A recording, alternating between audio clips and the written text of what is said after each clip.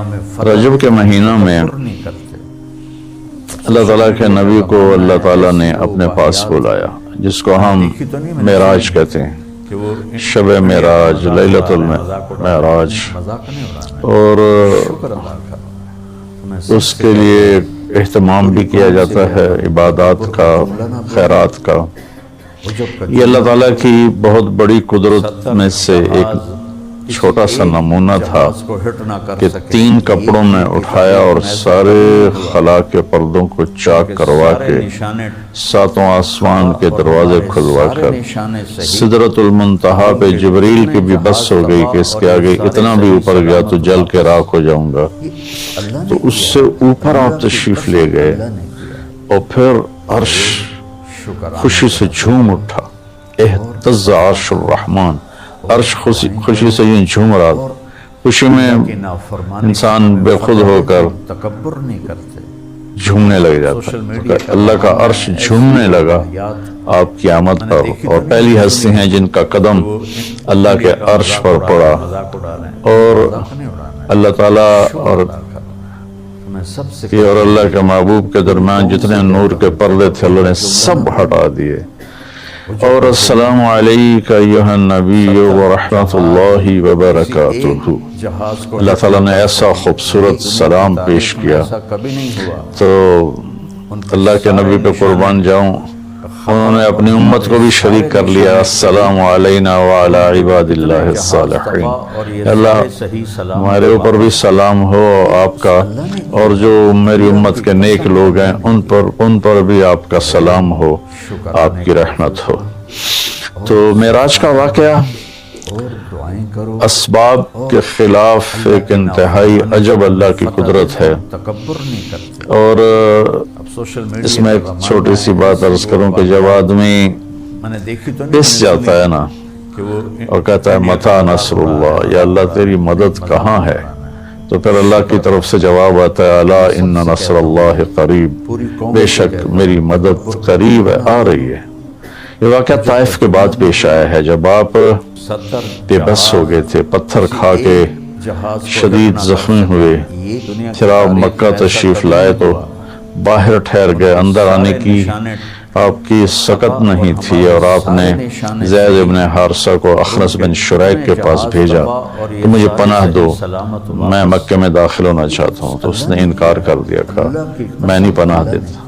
پھر اپنے سہیل ابن عمرو کو پیغام بھیجا کہ مجھے پناہ دو، اس نے بھی انکار کر دیا۔ پھر ایک اور عرب کے سردار تھے، ان کو پیغام بھیجا، غالب بن صفوان بن امیہ کو پیغام بھیجا کہ مجھے پناہ دو، تو انہوں نے بھی انکار کر دیا۔ تو پھر آپ نے مطعم بن عدی کو پیغام بھیجا، ان کے بیٹے جبیر صحابی بنے، تو مطعم بن عدی کو پیغام بھیجا، تو وہ اپنے بچوں کو لے کر باہر گیا اور اللہ کے نبی کو اپنے بیٹوں کے ساتھ لے کر مکہ میں انٹر ہوا، حرم شریف میں آ کے اعلان کیا آج کے بعد محمد بن عبداللہ صلی اللہ علیہ وسلم میری پناہ میں ہے، انہیں کوئی ٹچ نہیں کر سکتا۔ ابو جہل نے کھڑے ہو کر کہا تم یہ اس کا کلمہ پڑھ کے کہہ رہے ہو یا اپنی سرداری کے زوم پر کہہ رہے ہو، اپنی سرداری کے بلبوتے پر؟ اور کہا نہیں، میں نے اس کا کلمہ نہیں پڑھا، جو اللہ نے مجھے سٹیٹس دیا ہے اس کی وجہ سے کہہ رہا ہوں۔ کہ پھر ٹھیک ہے، ہم ان کو کبھی ٹچ نہیں کریں گے۔ اس قدر حال سنگین ہو گیا تھا، اور کبھی آسمان کے فرشتے نہیں روئے سوائے 2 جگہ۔ ایک دفعہ جب ابراہیم علیہ السلام نے حضرت اسماعیل کو الٹا لٹایا اور چھری ہاتھ میں اور سر کے بال ہاتھ میں اس طرح، اور یوں آسمان کو دیکھ کے کہا یا اللہ تم مجھ سے ناراض ہو گیا کہ میرے دل میں اسماعیل کی محبت آ گئی ہے۔ اس پر آسمان کے فرشتے زار و قطار روئے تھے۔ اور ایک جب ہمارے نبی کو پتھر پڑے اور پڑھتے پڑھتے بے ہوش ہو کے گر گئے، اس وقت 7 آسمان کے فرشتے روئے تھے، اور پھر ملک الجبال حاضر ہوا، یا رسول اللہ اجازت ہو تو ان کو ایسے پیس کے سرما بنا کے رکھ دوں، ان اطبق علیہم الاخشبین۔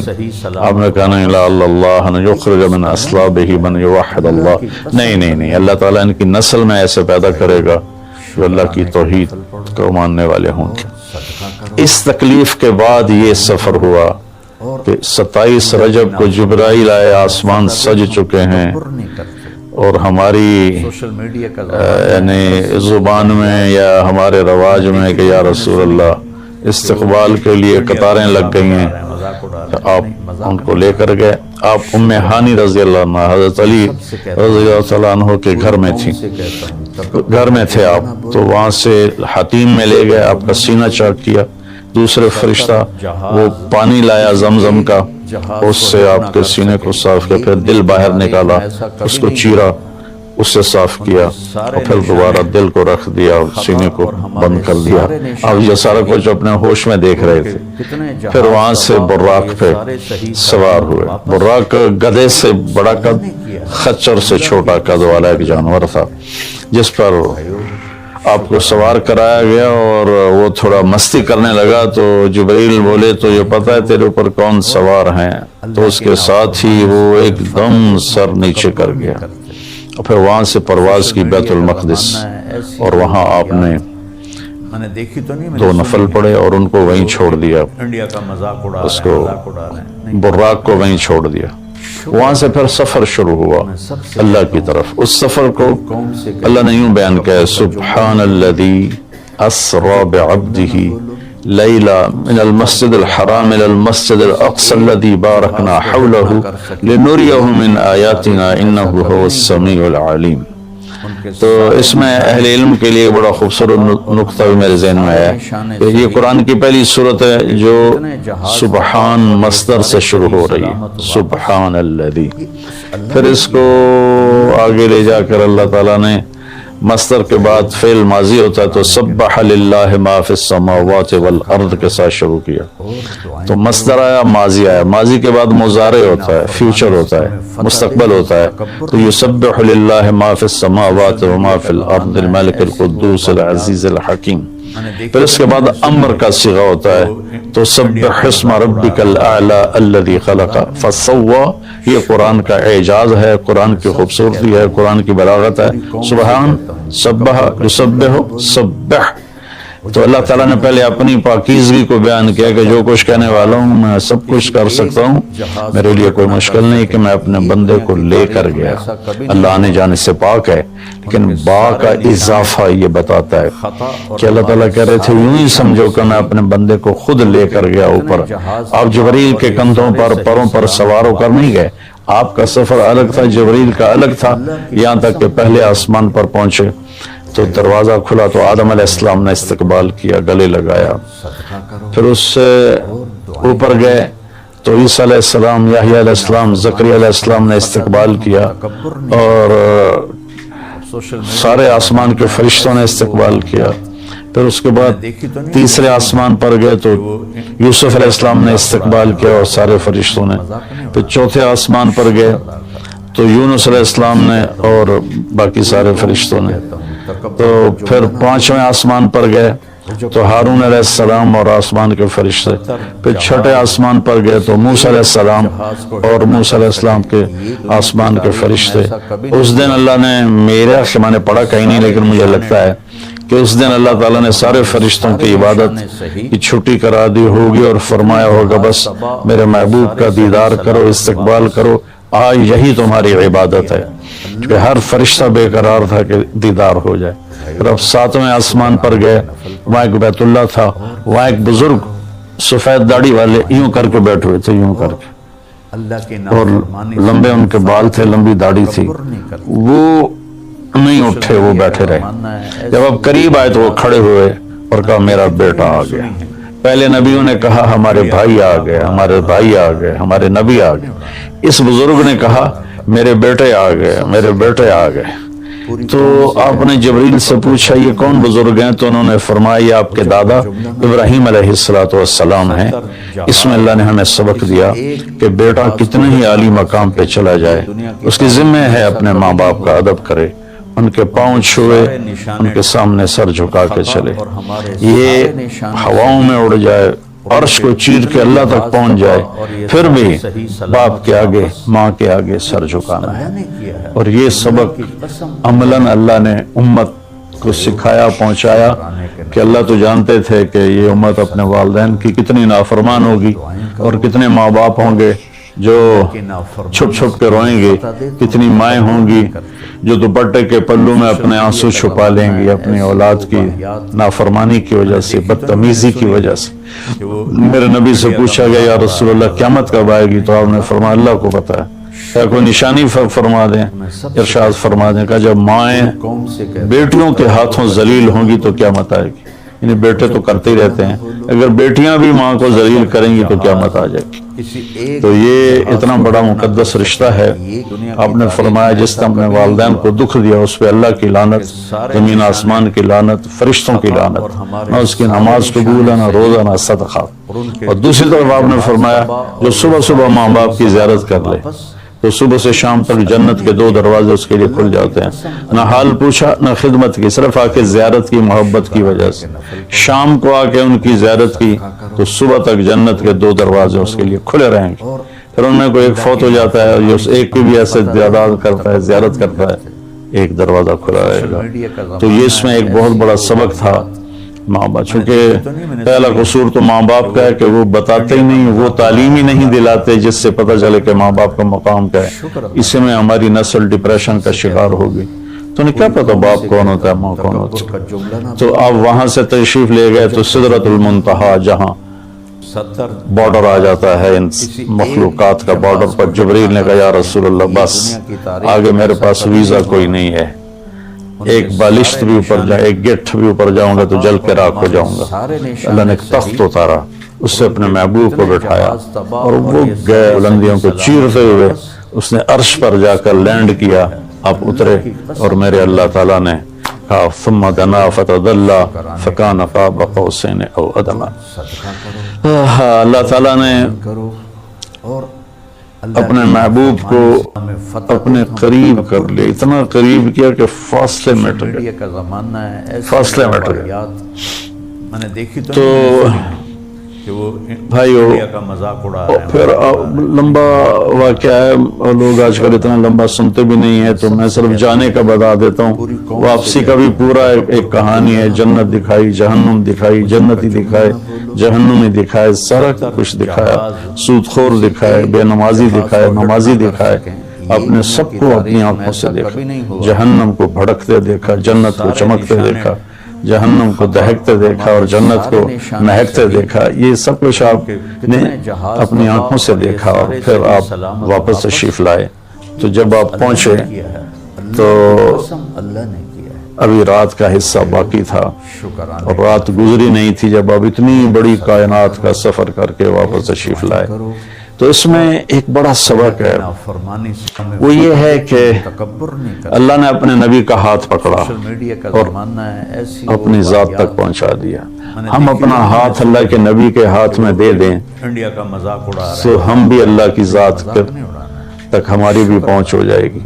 اگر کوئی بڑائی کے سفر طے کرنا چاہتا ہوں، بڑا آدمی بننا چاہتا ہے کہ میں تو جی گریٹ مین بننا چاہتا ہوں، میں کامیابی چاہتا ہوں، میں سکسسفل لائف چاہتا ہوں، تو کامیابی ہے کہ میرا آپ کا اللہ ہم پہ راضی ہو، جب ہم مریں تو وہ ہم سے خوش ہو کر ملے، ہمیں جنت کا پروانہ دے۔ یہ ہے کامیابی، یہ نہیں کہ آپ بڑے مالدار بن گئے، آپ امریکہ کے صدر بن گئے، یہ نہیں ہے۔ کامیابی یہ ہے کہ آپ سے مجھ سے اللہ راضی ہو جائے، یہ سب سے بڑی کامیابی ہے۔ تو